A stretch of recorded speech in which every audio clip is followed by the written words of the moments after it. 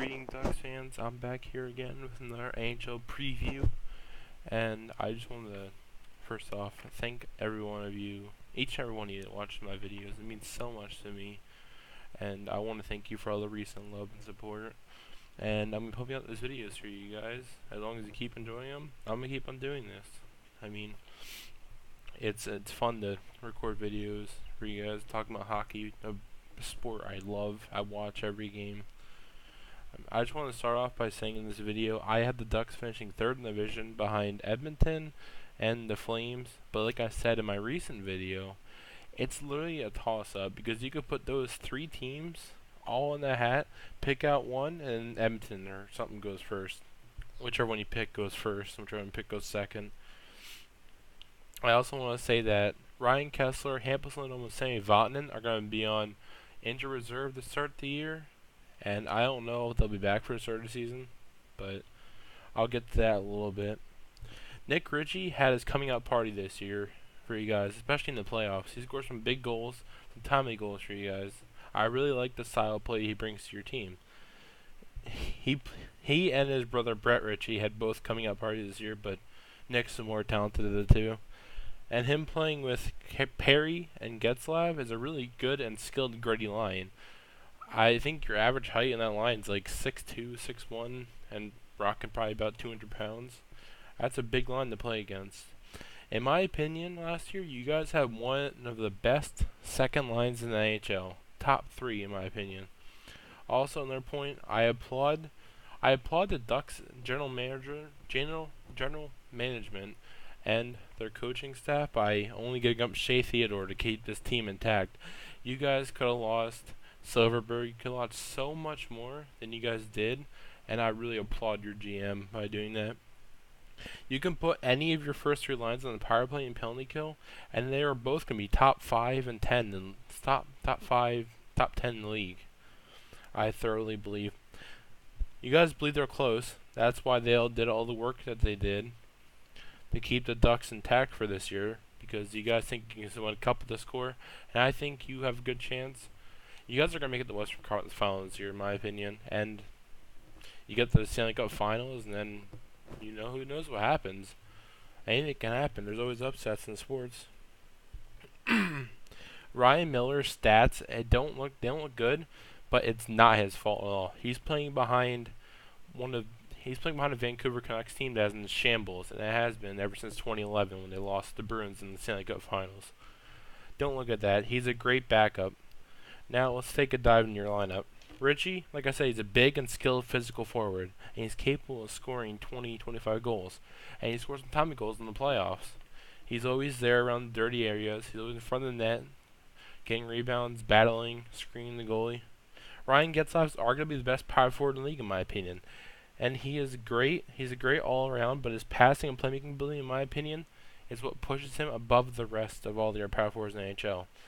And he's a great leader on the ice, on off the ice. He seems like a real calming presence on the ice for his young players. He can mentor, and it just helps to have a captain like that on your line. Corey Perry, let's not forget that 3-4 years ago he was in the running for the Maurice Richard Trophy for leading goal scorer in the league. He's capable of scoring 30 goals, and he can still be a dominant sniper in the NHL, in my opinion. Now let's dive into the best second line in hockey. Andrew Cogliano, one of the fastest forwards I've ever seen, and he excels on the PK and power play. And he plays a great two-way game, and he's capable of scoring 20-25 goals, like I said, because of his speed and his excellent shot and his playmaking abilities. Also, he can play any 3 positions on forward. On CapFrame, he's listed as a center, left wing, and right wing. If someone, let's say Kessler gets tossed out of the faceoff dot, Cogliano can get in there, win it. He could play wing. He could do anything you want. He's a very versatile player, and you need that in your line.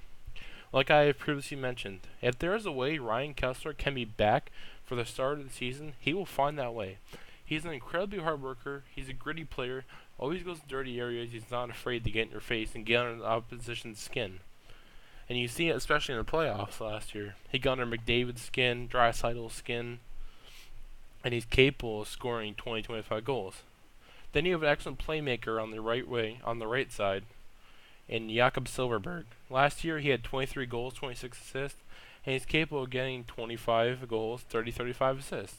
Like I said, because of his excellent vision and playmaking abilities and his big body. He's a physical forward. You guys have a very physical and skilled, gritty top six, which I like. In the West, when there's our big teams, you guys can sack up against the big teams very well.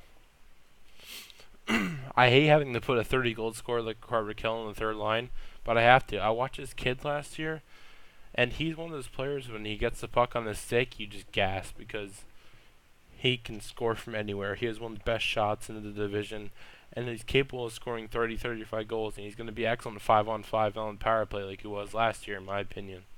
Vermette is a great shutdown third line and great penalty killer that can get 10 goals. 10 goals, 20 assists. I like that move that you guys got him. Then you have, sorry about coughing, I've been feeling a little sick. Then you have the man himself, Patrick Eves, who I love on your third line. Great two-way forward and is capable of scoring 20 goals. Then you have another great line in your fourth line, and you guys can roll 4 lines. You have depth in scoring, like I said in my Flames video. You guys are an incredibly talented team, and between you and Edmonton, it's hair razor thin.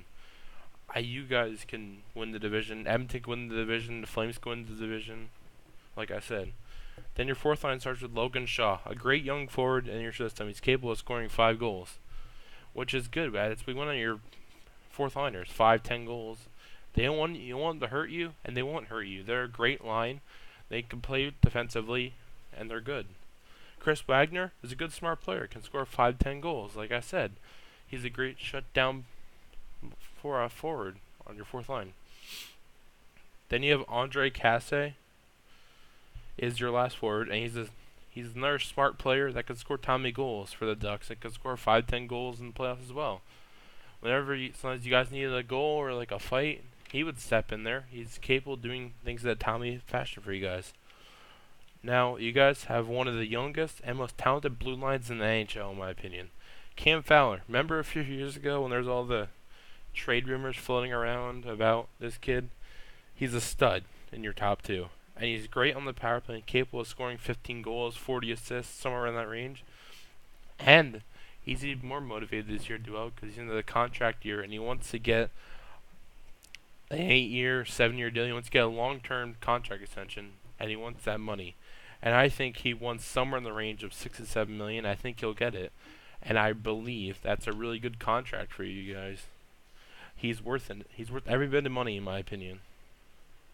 Then you have a hell of an offensive defenseman in Sammy Vatanen. Like I said, he might be back to start the season. He's young, so he can come back from injury pretty good.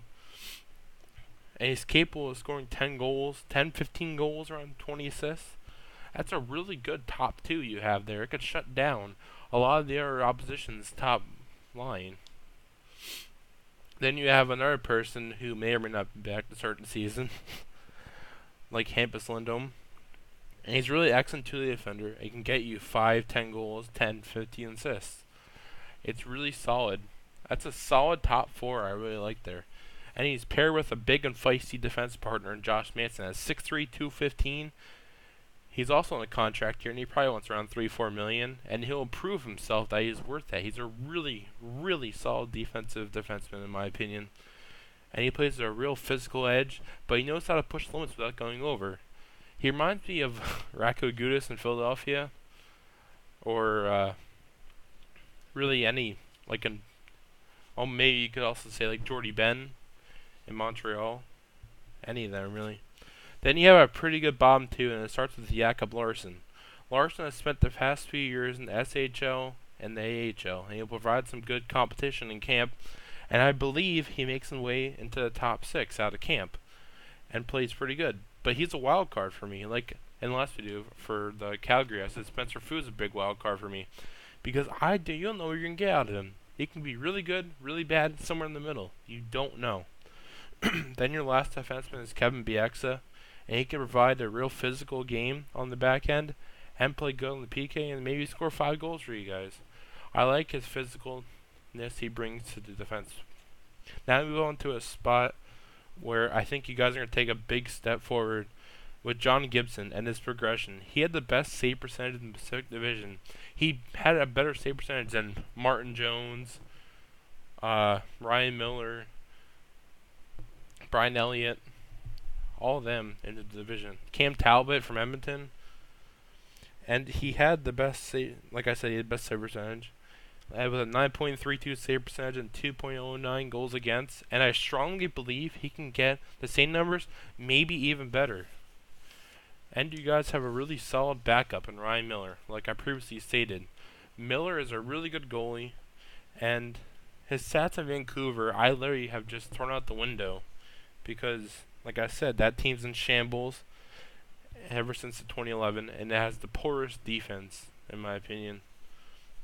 Like I said, I think you guys are gearing up for a really deep cup run this season, and I believe you guys are a legitimate contender along with Pittsburgh to win the cup this year, in my opinion. I really, really like your lineup, and I think the best are yet to come for Edmonton.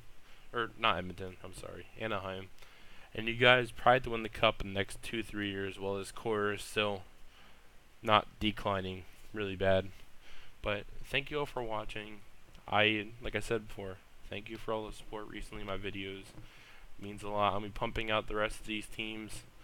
I had to write down more lineups, and then I'll hit you with another video, guys, tomorrow. So thank you for watching. Make sure you like and subscribe, and I'm out, guys. Peace. Have a good day.